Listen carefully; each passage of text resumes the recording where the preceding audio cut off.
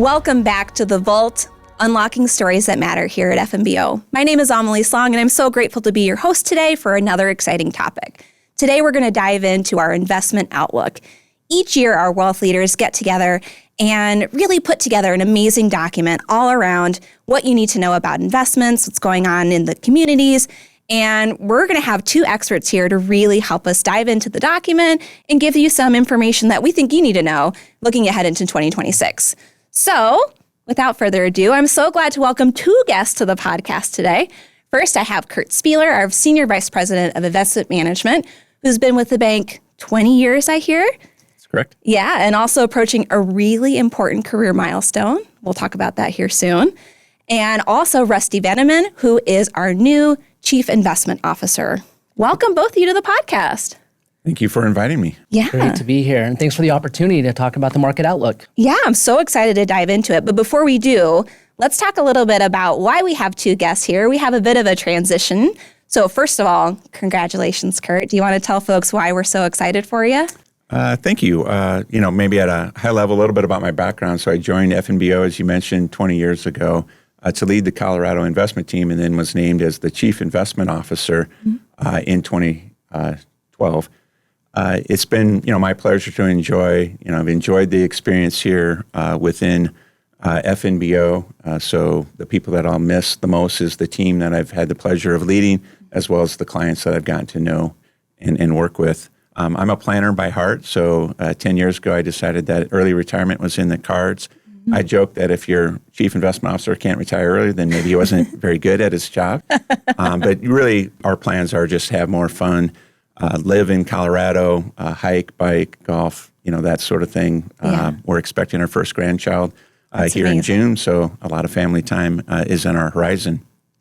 If you look at the transition, we were looking as a wealth management leadership team for three things. Mm-hmm. First of all, and Rusty checks out, all of those boxes. I bet he does. So if you look at it, we wanted someone that had similar approach to the markets. It's a complex world with a lot going on politically, economically, within the stock market. So somebody that had the same core investment principles. Mm-hmm. The second thing that we would say is someone that can move us forward. So when you hire somebody with experience, you want to look at their background and how they can drive more value and a better customer experience within wealth management. That would include looking at alternative investments, diversifying portfolios, exchange-traded funds or ETFs.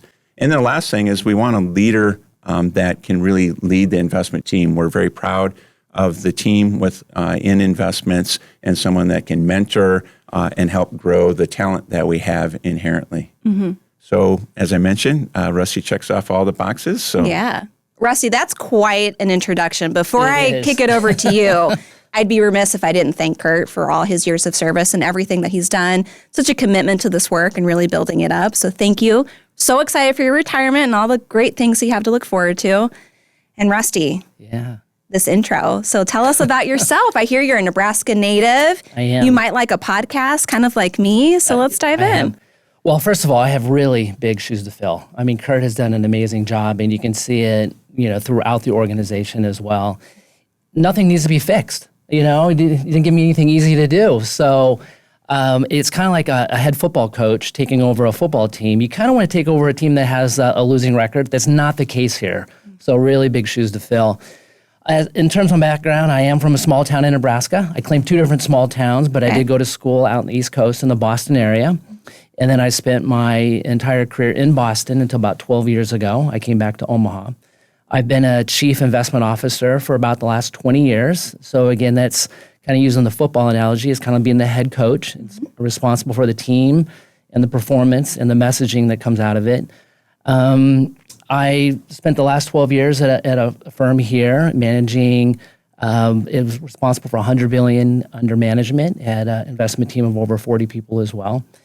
I have done a lot of content as well. So being a thought leader and kind of getting the word out, I have done a lot of different things, including podcasts. I've hosted over 300 myself as well. So, oh my goodness. You might have, maybe we should switch seats. Yeah. Well, no. You're doing a great job. As for what really attracted me to come here, though, I'd like to mention some of those things as well. Please do. So Well, first of all, it's FNBO. So it's one of, if not the leading brand in the area. The reputation is so strong for so many different reasons, including being involved in the community as well. Yeah. The fact it's privately owned is actually a really big deal for so many different reasons. It brings stability a lot of organizations simply do not have in the industry right now. And I think that's a really big thing. And related to that, something you hear a lot about is the great wealth transfer. How much money is going to get transferred from baby boomers down to other generations.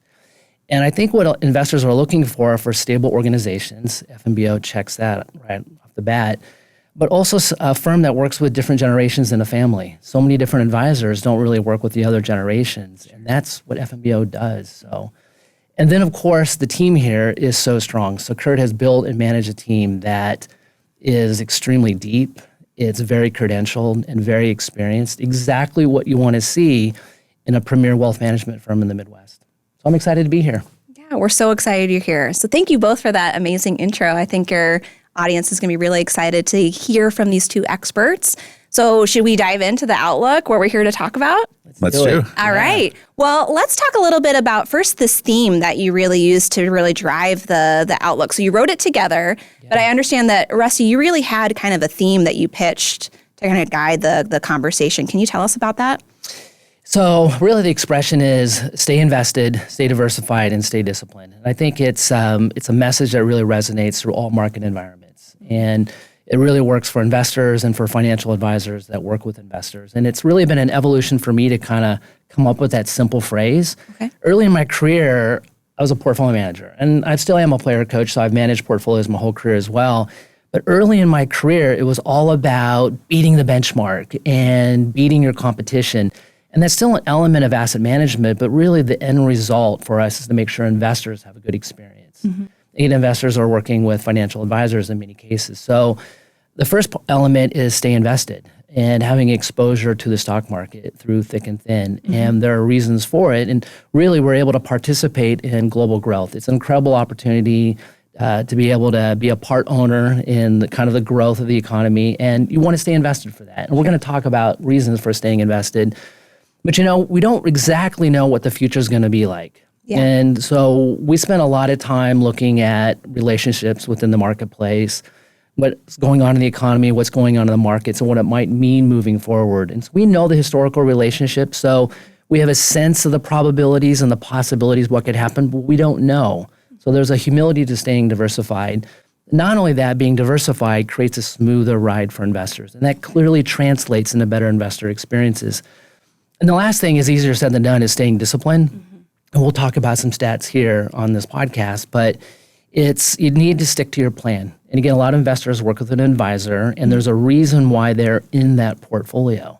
It's their goals, their risk tolerance, any other unique considerations. It's an appropriate portfolio, but those portfolios are always under siege. You could just read the news and think, I need to act, or there could be market volatility, I need to act. Mm-hmm. But really the trick to success is staying disciplined. And so that's how that sort of came about, and that is the message we're trying to get across in our outlook. Yeah, excellent. And Kurt, one of the interesting things is we had talked about all those three themes over the last 5 years in the outlooks, and that's the consistency of our investment approach and the core principles that we utilize. So we're definitely in sync and have utilized them at different time frames, not all at once within an outlook, but we emphasizing certain areas depending on the market environment and the questions that we're receiving from clients. Yeah. So just really a great match for kind of our internal philosophy and then what Rusty was bringing to the team. So it just really made sense to kind of build on that. Mm-hmm. Yeah. Awesome. Well, let's dive into each of those three areas and kind of really get into it a little bit further. So let's start with stay invested, right? So tell us, you said there's reasons for that. Mm-hmm. What are the reasons for that? Maybe I can start with that. Over the years, we've gotten questions like, well, I've lost money in the stock market. Mm-hmm. Don't understand what's going on with that. And my answer to a certain extent is, well, then you've sold after the market went down, because the stock market inherently always goes to all-time highs. We just had an all-time high in the last couple of weeks. Yeah. And so that's just part of that context is don't sell after the market gets down. And that's kind of a key component of staying invested. The other part that we would say is we do spend a lot of time looking at the economy and corporate profitability because we believe fundamentals ultimately drive those stock market returns. And so the big corrections that we've seen historically, whether it's in the early 2000s, the 2009 financial crisis, is when we got into a recessionary environment. So we spent a lot of time in the outlook kind of talking about those recessionary environments, or in this case, we believe the economy is a little bit more resilient today and don't forecast currently a recession. Okay, great. Rusty, what would you add to that? Well, in the outlook, we have a couple different charts, which I think are very educational and great, give really great perspective for investors. There's multiple lessons that can be extracted out of it. One of them, of course, is being stay invested, but we give a little historical perspective on what the market usually does, or what it has done in recent years in terms of what its gain has been, but we also show how much the market draws down. And I say it draw down, that's kind of a technical term, but let's say you have $100 and it goes to 80. It's like a 20% drawdown. So it's very intuitive. And there's usually every year a big drawdown in the marketplace. But over time, the market goes up. So drawdowns are just part of the price of investing. Market volatility is just sort of the price of investing. We have another graphic that breaks it in a way, which I would imagine if many readers would, if they had to take a guess on what those numbers would be, they would probably guess too low. But what is the probability of a gain in the stock market over like 1 year, 5 years, and 10 years? And I think that number is higher than what people think. But then what's the probability of a big loss over a 1 year time frame, over a 5 year time frame, over a 10 year time frame? And again, I bet that number's a lot higher than people think that it is.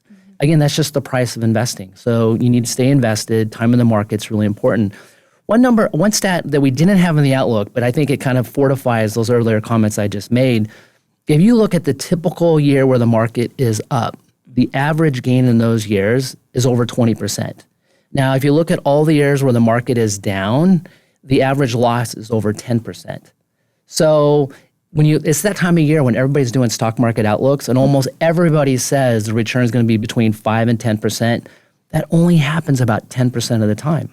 The market, again, is just much more volatile than people expect. But again, because of that nice long-term slope higher, you want to stay invested.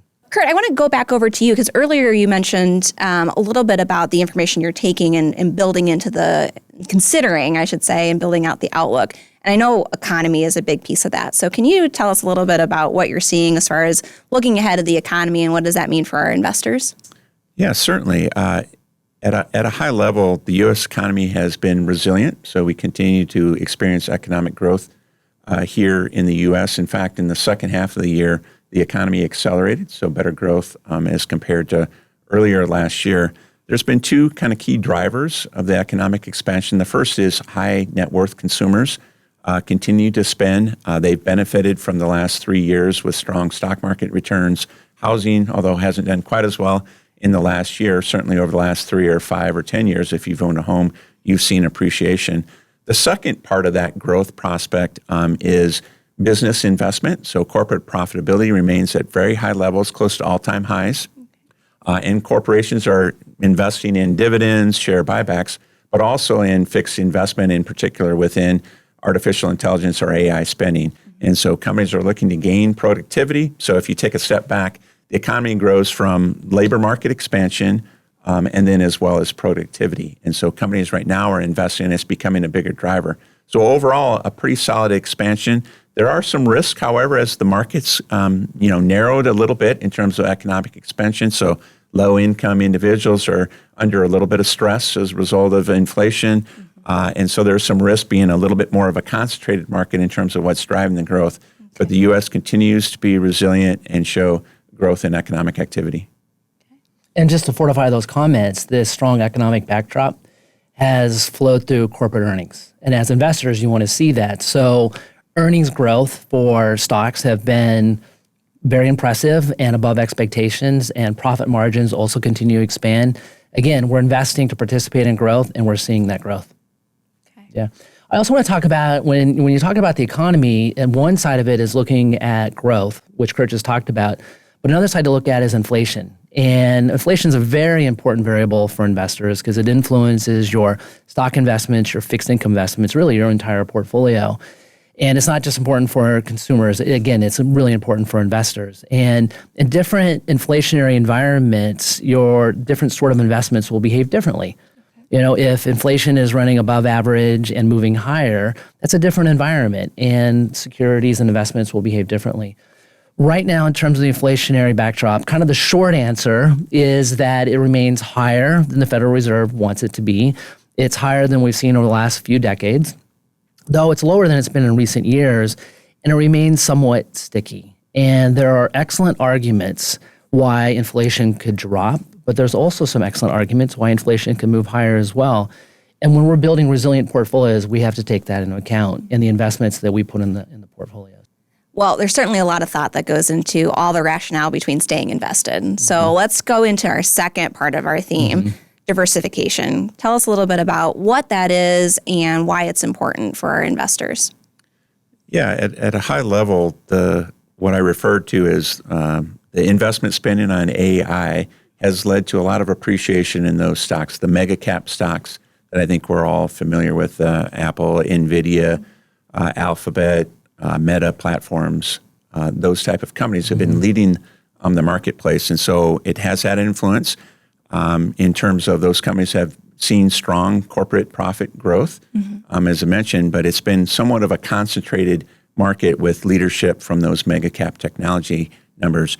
Typically, when you see concentrated markets, they can last for a long period of time, but it does increase the overall risk because you're, in essence, top heavy with the concentration of the marketplace. Right now, the top 10 stocks in the S&P 500, which most investors use as their basic U.S. benchmark, it's market cap weighted, and right now, those top 10 stocks represent 41% of the overall market and roughly about 33% of corporate profitability. And so that concentration to us is a risk. And the reason why I'm bringing that up in the context of diversified is we think there are opportunities elsewhere. We're not saying necessarily sell those top 10 stocks, right, but it's an opportunity for better returns, risk reduction, from a return enhancement to look in other areas of the marketplace that maybe don't have as much hype built into it. And just to jump on that comment and on some of your earlier comments as well, AI, the expectation is that it's going to increase productivity throughout the economy. And so right now, really, the top companies that Kurt just mentioned have really been benefiting from all the investment in those names. But if productivity does flow through the rest of the economy, it's kind of like the internet like a couple decades ago. The productivity came in sort of after the dot-com stocks ran, but then the productivity came through, and then you saw smaller companies and mid-sized companies really outperform the larger companies as well. So that's an argument for diversification. And not only that, small and mid-sized companies are on sale right now. But it's not just the stock market you should diversify, but of course it's other asset classes. And I think one thing that stands out is the bond market. So one thing we've seen from interest rates compared to where they were several years ago is that they're higher. And they've been moving higher in recent years if you kind of take a step back and look at that chart. So in an absolute sense, fixed income, the bond market, looks the most attractive it's looked like in a couple decades. And you can also look at the bond market relative to the stock market. So you can look at the yield on the stock market, the valuations on the stock market, and compare it to the bond market. Again, fixed income looks the most attractive, in our opinion, since the late 1990s. So there's an argument for fixed income in that particular case. But there is sort of an asterisk on fixed income because fixed income has a lot of different sectors. It's just not the interest rate of what the Treasury market's doing. But a really important component of the bond market are corporate bonds, for example. And corporate bonds have a higher yield than Treasury bonds because they have a greater chance of what's called credit risk, but a higher chance of defaulting. And that's called the credit spread, the yield differential. And you can look at sort of the history and where it is right now. And credit spreads right now are very tight, which means they're expensive. Now, we've already talked about the economy. It looks very resilient. And so it seems like corporate bonds are safe. But it's something we're thinking about in terms of diversifying portfolios. And that leads us to another thing that we're talking about a lot, and these are alternative investments. And alternatives, it's a really big bucket, can mean a lot of different things, but it just basically means different asset classes and strategies that are different than the stock market you see on TV or the Treasury bond market. And first of all, alternatives are being embraced by institutions and by high net worth investors, and that the trend continues to move higher. And there are reasons for it. And first of all, strategically, when I say strategically, that means like a long-term reason to own it. So you're not really thinking about current market conditions. And strategically, since alternatives act differently, they diversify a portfolio. And it goes back to that earlier comment, you're reducing volatility in the portfolio. It's a smoother ride, and that translates into better investor experience. So there's a reason why they're increasing. But then there's the tactical reason. And when investment people say tactical, that really means related to the current market environment.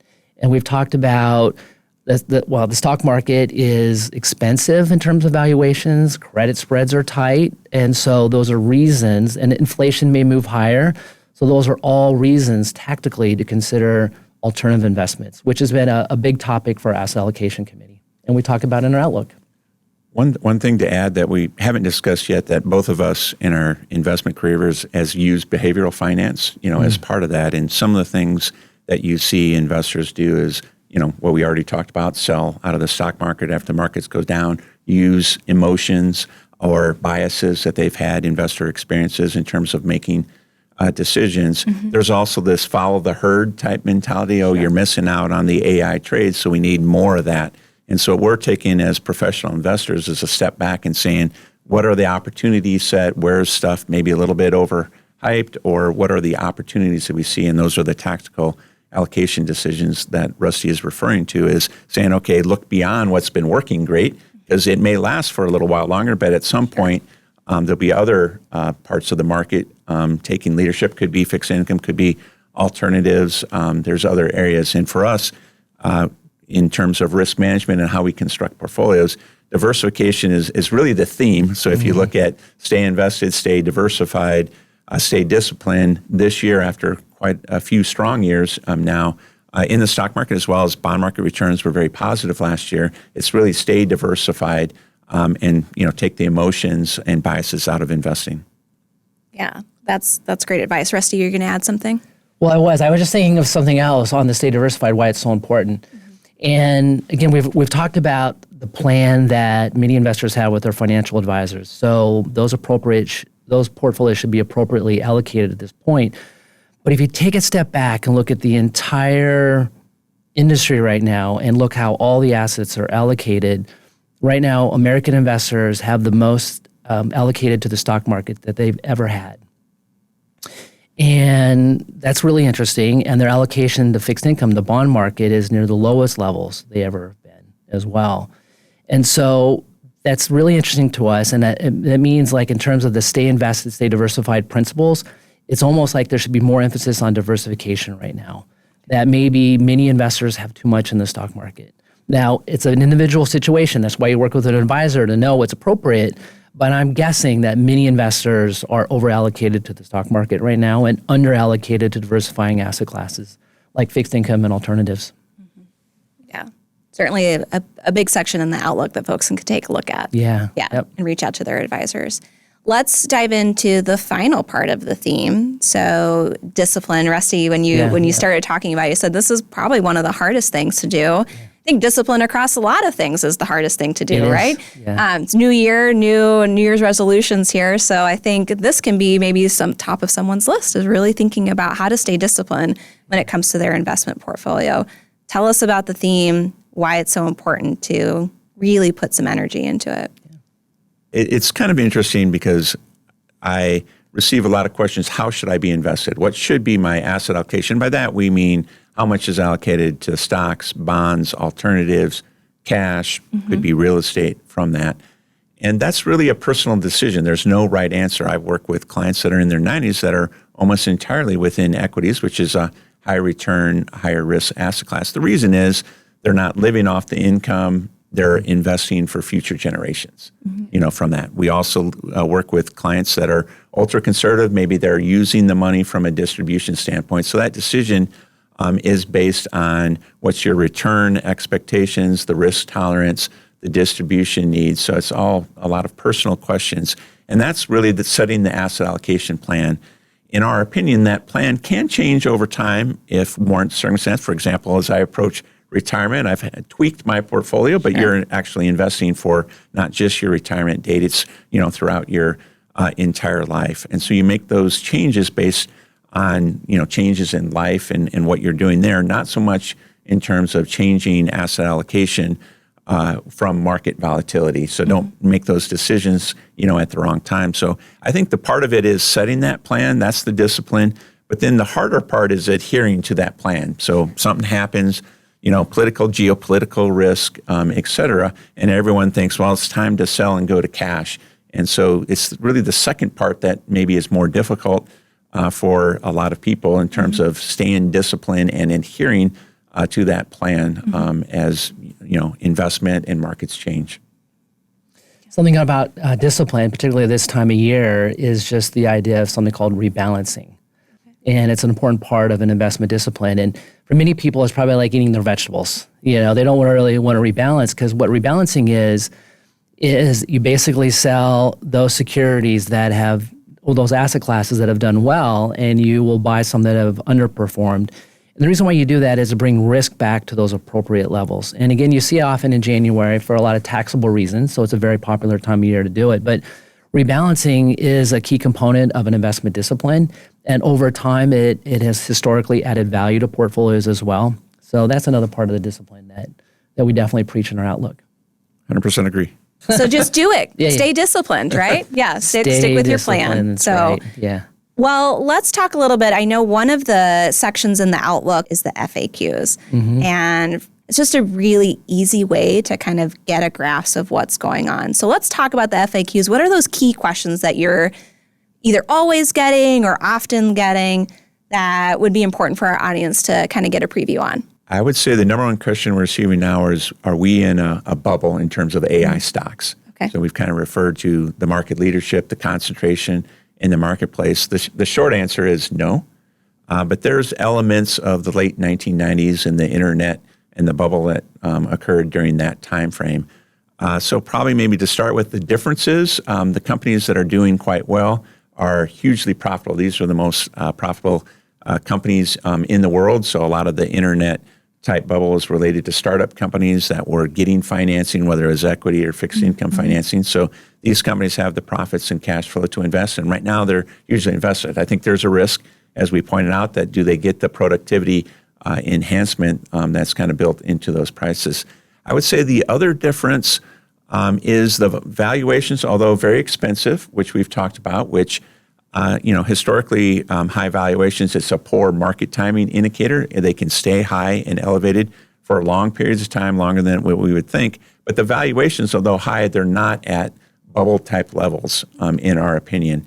And so for us, it's more diversifying maybe a little bit away from those companies, but we don't see the same environment overall as we did in the 1999-2000 era.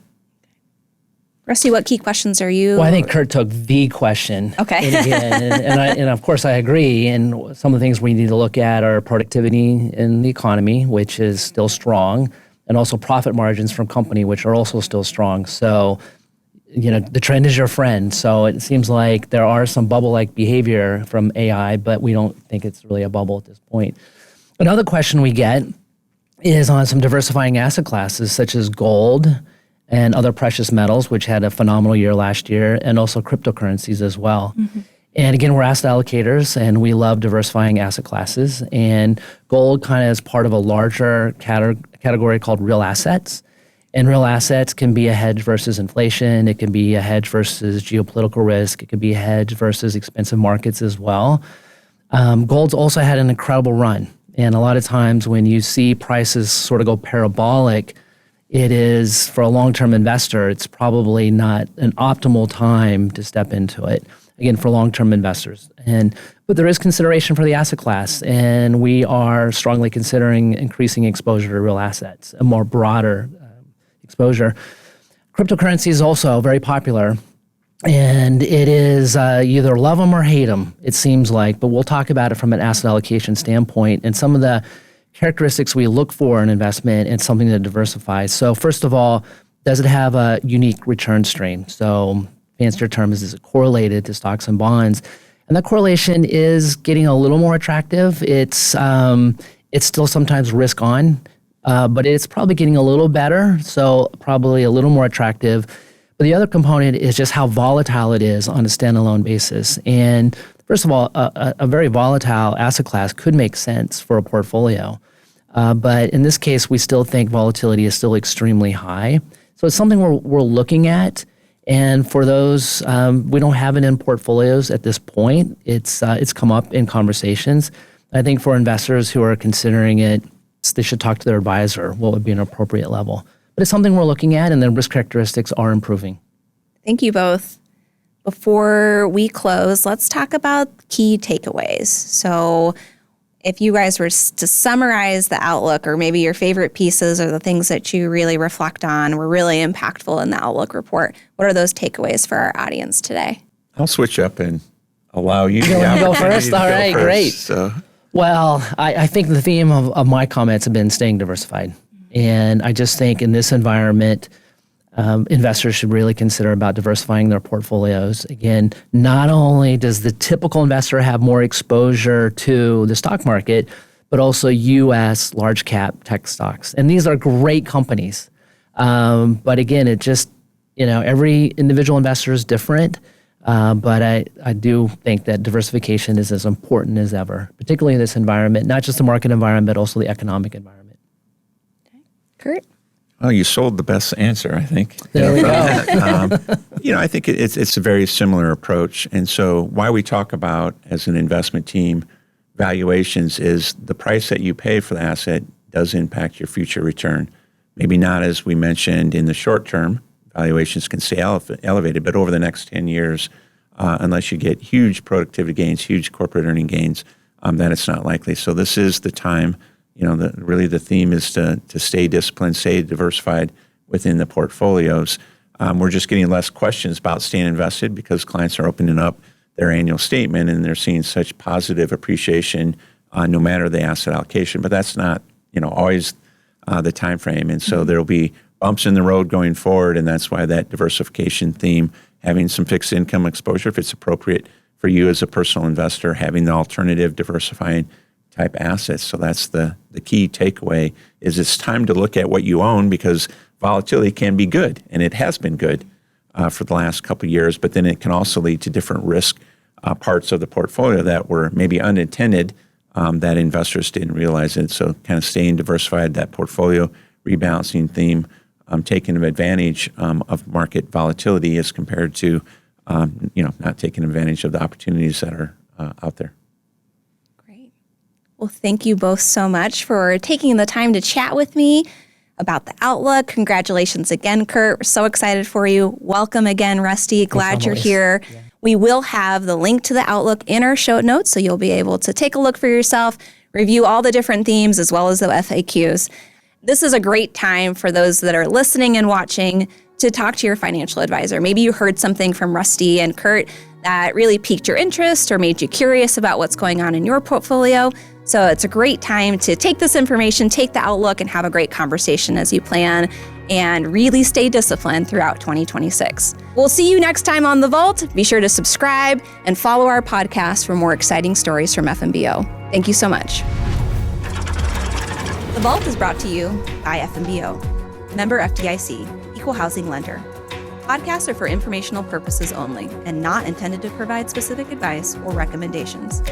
When making decisions about your financial situation, consult a financial professional for advice. Podcasts are not regularly updated and information may become outdated. Deposit products are offered by First National Bank of Omaha, member FDIC. Investment products are not FDIC insured and not a deposit or other obligation of the bank. Not insured by any federal government agency. Not guaranteed by the bank and may lose value.